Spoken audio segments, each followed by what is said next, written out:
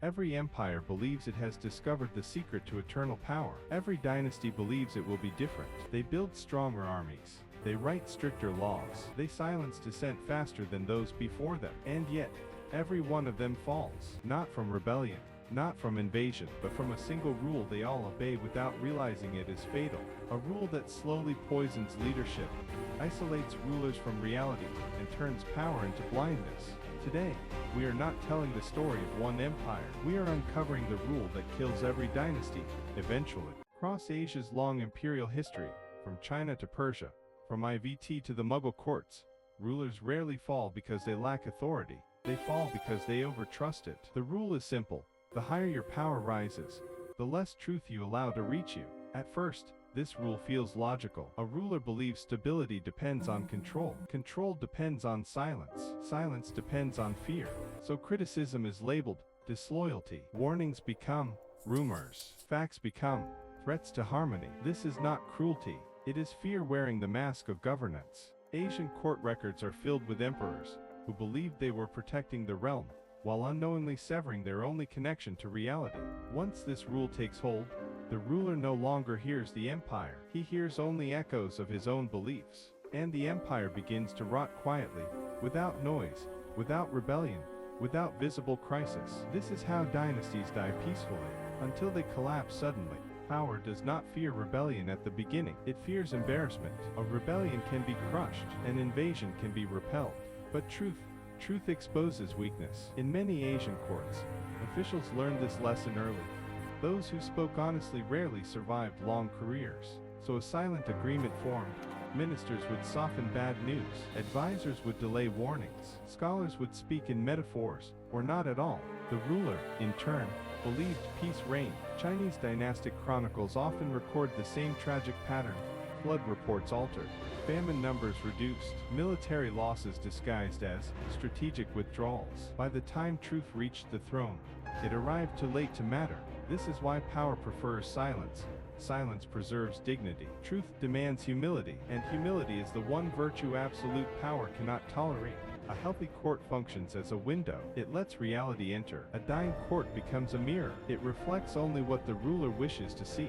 Once silence is enforced, officials stop governing and start performing. They watch the ruler's face more than the realm. They read moods instead of reports. They praise not because it is deserved, but because it is safe. Historical annals from East Asia describe courts where ministers competed not in wisdom, but in flattery. Truth becomes dangerous. Neutrality becomes suspicious. Honesty becomes rebellion. And the ruler, isolated, praised, protected from discomfort, believes his dynasty has never been stronger. This is the most dangerous moment in any empire's life. Because collapse does not begin with chaos, it begins with confidence. One of the great ironies of Asian civilization is this. Every dynasty records the fall of the previous one in painful detail. They know exactly how collapse happens, and yet, they repeat it. Why? Because every new ruler believes the rule applies to others, not himself. My predecessors were weak. My court is loyal. My silence is discipline, not fear. History becomes a moral lesson for others, never a warning for oneself. Confucian scholars wrote endlessly about the mandate of heaven.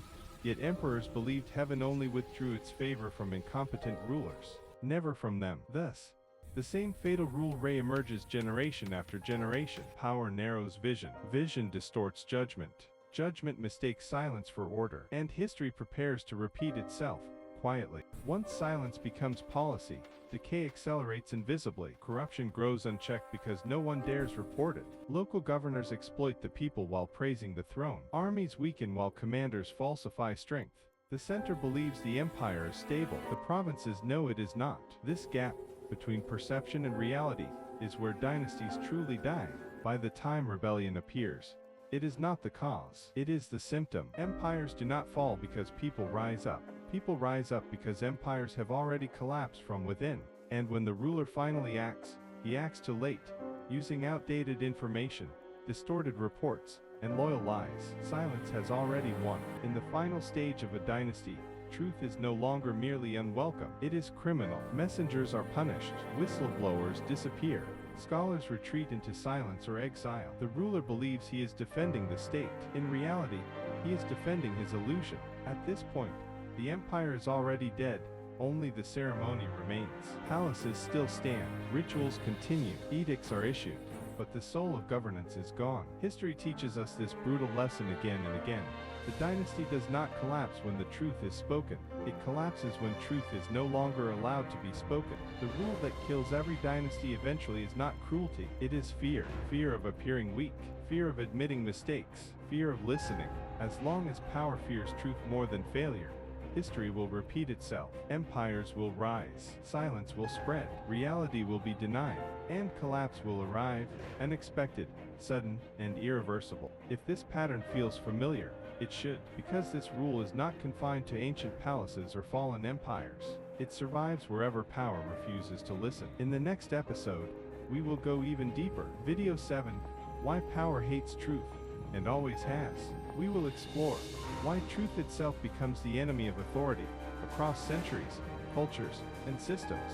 If you want to understand how power thinks, why it fears honesty, and how truth becomes dangerous, follow the series. Turn on notifications. History is not dead. It is repeating itself, right now.